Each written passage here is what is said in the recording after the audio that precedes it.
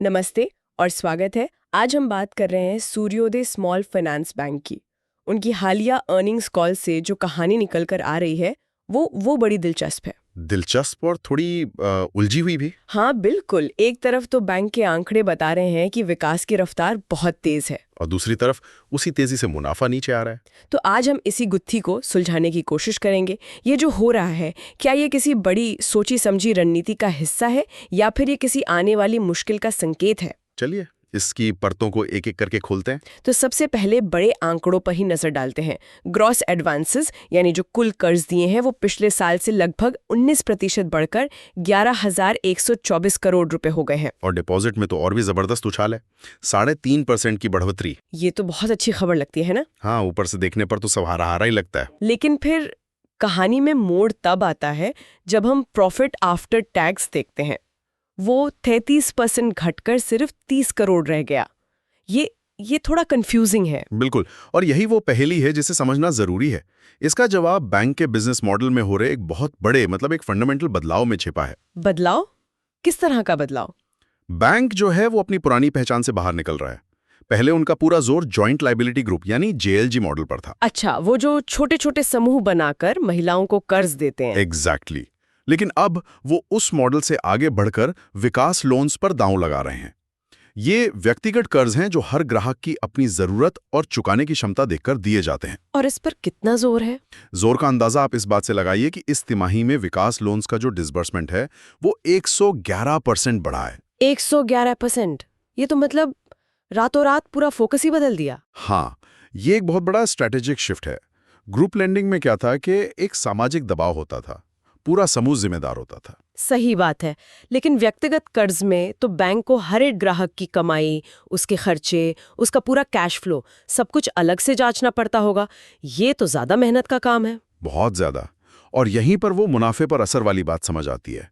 इस नए मॉडल को बनाने में, नई टीम तैयार करने में, टेक्नोलॉजी लगाने में, इन सब में शुरुआत में खर्च ज्यादा होता है। अच्छा, तो ये जो प्रॉफिट कम हुआ है वो इस नए सिस्टम को बनाने की लागत है एक तरह से। कह सकते हैं ये शॉर्ट टर्म का दर्द है, लेकिन लंबी अवधि में इससे जोखिम कम होता है। अब बैंक का रिस्क हजारों अलग अलग ग्राहकों में बढ़ गया है, किसी एक समूह पर निर्भर नहीं है।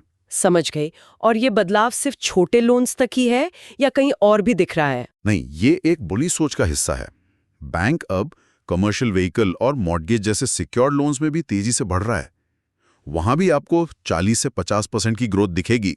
ठीक है, तो रणनीति तो साफ है, डाइवर्सिफाई करना, मतलब अलग अलग तरह के लोन देना। लेकिन अब उस मुद्दे पर आते हैं जो सबको डराता है, एनपीए। नॉन परफॉर्मिंग एसेट्स, वो लोन जिनकी किश्तें नहीं आ रही। हाँ, और सूर्योदय का ग्रॉस एनपीए पिछले साल के 2.9% से बढ़कर 5.9% हो गया है। ये तो दुगने से भी ज्यादा है।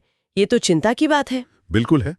और कोई भी निवेशक अगर सिर्फ ये एक आंकड़ा देखेगा तो जरूर घबरा जाएगा। लेकिन यहीं पर कहानी में एक और किरदार की एंट्री होती है। कौन है वो किरदार? CGFMU, credit guarantee scheme for micro units. ये क्या है? कुछ आसान भाषा में बताइए। इसे आप सरकार की तरफ से दिया गया एक बीमा कवच समझिए। एक बीमा कवच? हाँ, बैंक अपने माइक्रो फाइनेंस लोन्स के एक बड़े हिस्से को इस सरकारी स्कीम के तहत रजिस्टर करवाता है। अब अगर कोई लोन एनपीए हो जाता है तो इस स्कीम से बैंक को उसका पैसा वापस मिल जाता है। अच्छा, तो मतलब एनपीए बढ़ने के बावजूद बैंक को असल में उतना नुकसान नहीं हो रहा? काफी हद तक। कॉल में मैनेजमेंट ने बताया कि उन्हें हाल ही में स्कीम से 313 करोड़ रुपए का क्लेम मिला है, और वो भी 100%। इस एक चीज ने बैंक की कैपिटल को एक बहुत बड़े झटके से बचा लिया। ये तो काफी स्मार्ट मूव है। लेकिन एक सवाल है, क्या बैंक अपनी स्थिरता के लिए सरकार पर कुछ ज्यादा ही निर्भर नहीं हो रहा? कल को अगर ये स्कीम बदल गई या बंद हो गई तब क्या होगा? ये एक बहुत वाजिब चिंता है और एक बड़ा जोखिम भी।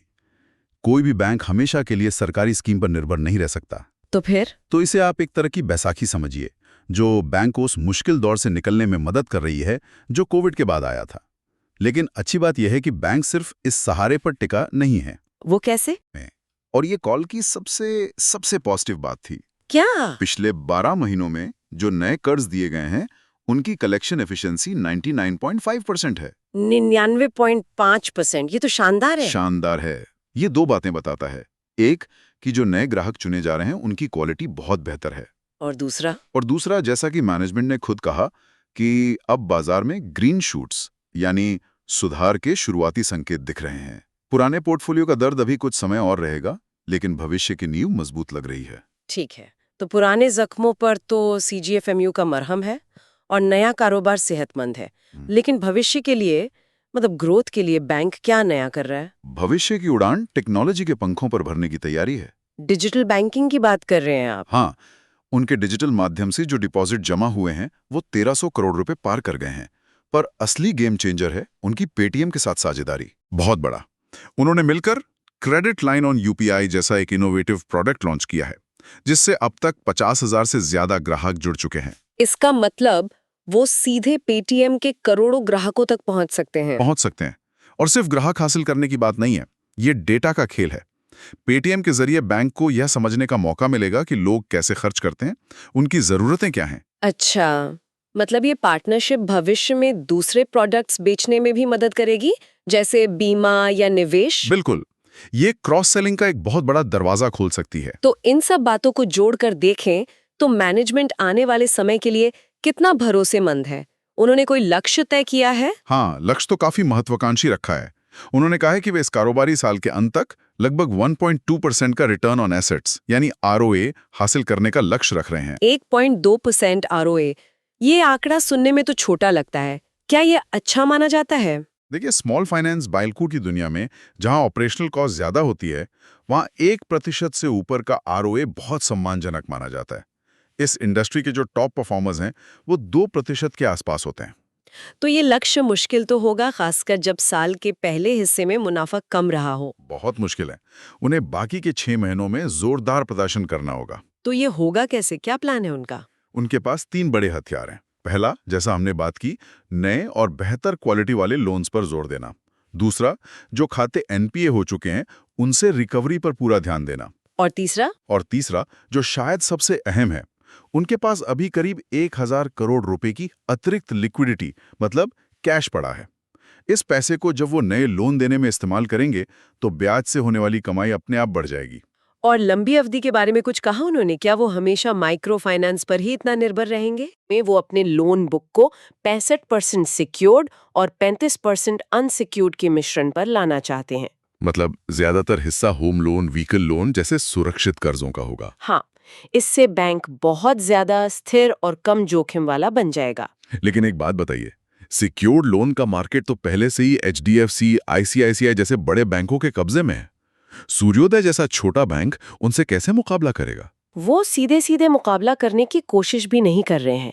उनकी रणनीति उन ग्राहकों पर फोकस करने की है जिन्हें शायद बड़े बैंक नजरअंदाज कर देते हैं। जैसे छोटे शहरों में कमर्शियल गाड़ी खरीदने वाला कोई ड्राइवर या पहली बार अपना घर खरीदने वाला एक छोटा व्यापारी। वो अपनी माइक्रो फाइनेंस की समझ का इस्तेमाल करके इस सेगमेंट में अपनी जगह बना रहे हैं। तो कुल मिलाकर सूर्योदय स्मॉल फाइनेंस बैंक एक बड़े बदलाव, एक काया पलट के दौर से गुजर रहा है। आपने बिल्कुल सही कहा है। ये अपनी जड़ों को छोड़े बिना एक नया पेड़ उगाने की कोशिश कर रहे हैं। यह एक संतुलन बनाने वाली कहानी है, ग्रोथ की रफ्तार और जोखिम का नियंत्रण। हाँ, आने वाली कुछ तिमाहियां ये तय करेंगी कि बैंक इस रस्सी पर कितनी कामयाबी से चल पाता है।